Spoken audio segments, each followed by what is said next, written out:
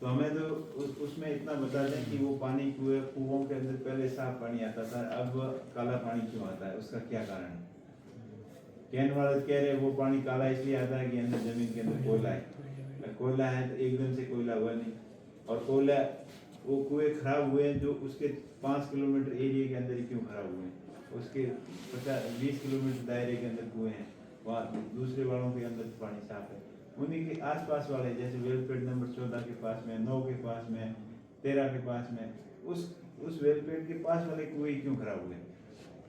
जी, उसका हम लोग बेसलाइन डाटा वगैरह देख ले रहे थे। जैसे जब इसको प्रोजेक्ट को दिया गया था ना सर, उस समय उन लोगों ने सर्वे कराया था। उस समय भी जो पैरामीटर सेट किए थे उसको हम लोग देख करके उससे मिलान करें कि अभी कितना बढ़ गया है। अगर बढ़ गया है तो उसका क्या कारण है? और भी कारण हो सकते हैं, जियोग्राफिकल रीजन भी हो सकते हैं सर, जो चेंजेज हो रहे हैं। आप तो इतना चेक कर लिए कि वो काला पानी आ रहा है, कई कुओं में 1 घंटे तक काला पानी चलता है, कईयों के अंदर 5 मिनट चलता है, कईयों के अंदर 2 मिनट चलता है। जो ज़्यादा प्रभावित है उसके घंटे भर काला चलता है, फिर वो थोड़ा साफ हो जाता है।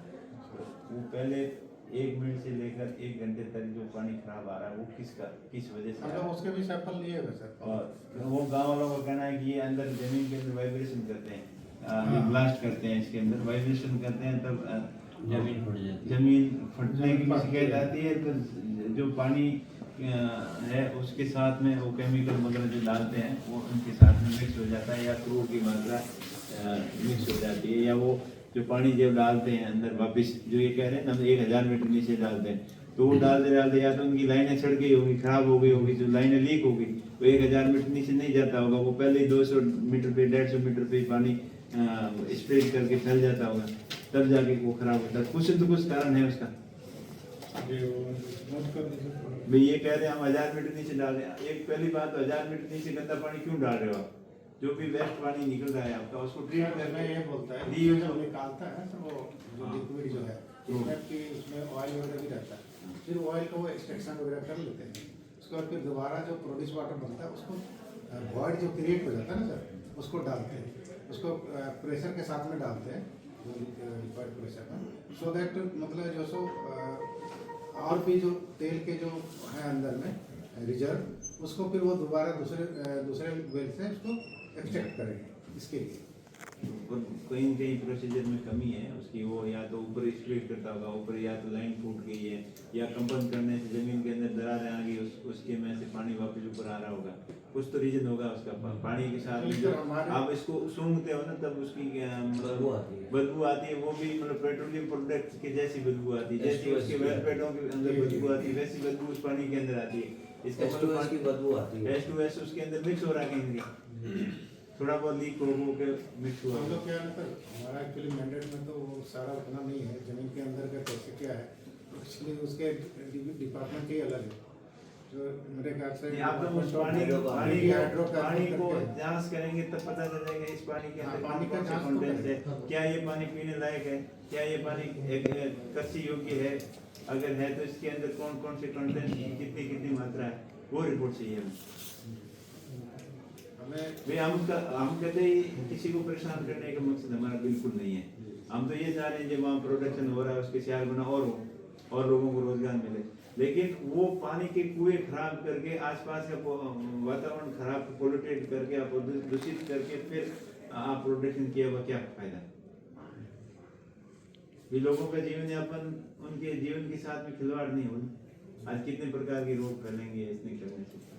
आज मैं कह रहा हूँ इस बालोतरा के आसपास में 5-15 किलोमीटर इधर जाओ, इधर तो क्या पूरा लूण अपनी पाली है, पाली से लेके नदी का बहाव इधर है, जोधपुर से लेके बहाव नदी का इधर है, जोधपुर और पाली से जो भी गंदा पानी निकल रहा है उसके आसपास के जो इधर कल्याणपुर में तो भूजल स्तर है ऊपर है नहीं, वहाँ कुएं वगैरह है नहीं, तो पाली नदी के आसपास में कुएं हैं, इधर समदड़ी है, आगे कनाना वगैरह उधर कुएं हैं, तो उन कुओं का पानी आज खेती न तो खेती करने लायक रहा है न पीने के लायक रहा है। तो पाली के भी जो दूषित पानी है वो भी उसके साथ घुलता है, बालोतरा का भी घुलता है, जोधपुर वाला भी आके यहाँ घुलता है। पूरा स्ट्रेच ही मतलब।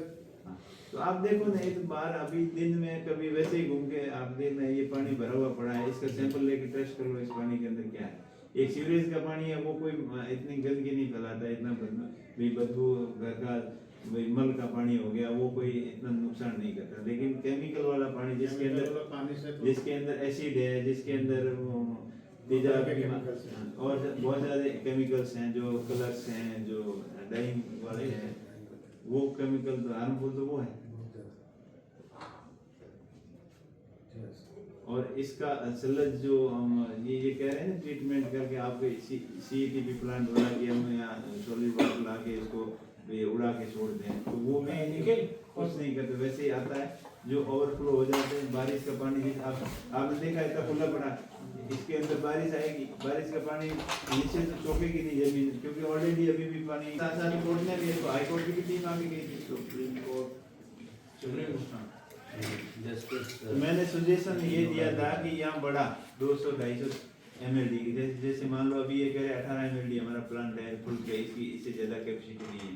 पहली बात तो 18 mld का प्लांट है, 18 mld की कैपेसिटी भी कभी चलाएगी, 3 mld 2 mld से ज़्यादा कभी अभी 7 mld आता था, अभी 7 आया, जो अल्लाह गुल्ला करने के बाद में 7 पहले आया। 9 आ रहा था, 11 mld मैक्सिमम आया। जिस दिन मैं आया था यहाँ चेक करके गया, इनके रजिस्टर इनपुट आउटपुट सारे डॉक्यूमेंट चेक किए थे, उसके अंदर तो 2 या 2.5 mld इतना ही चल रहा था।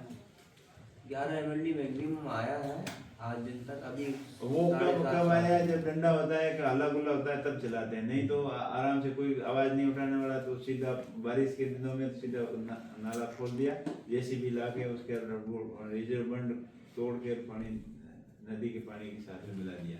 और तीसरी इसके कम से कम 70-80 करोड़ रुपए आते हैं ट्रीटमेंट वाले, तो वो इसको चलाने के लिए चलाने के लिए केमिकल्स बस गए, इलेक्ट्रिसिटी बस गई, सेस्कर सेस्कर के रूप में हर मंथली 4 करोड़ रुपया ये वसूल रहे सेस्कर का, हर मंथली जो बाहर से गिरे माल आता है उसके ऊपर वो लगाते ही नहीं, ऐसा बटा होता है आप अपने अपने, और खा पी के जो अध्यक्ष प्रदेश बने हुए हैं थोड़े बहुत इधर उधर वो फॉर्मेलिटी कर देते हैं।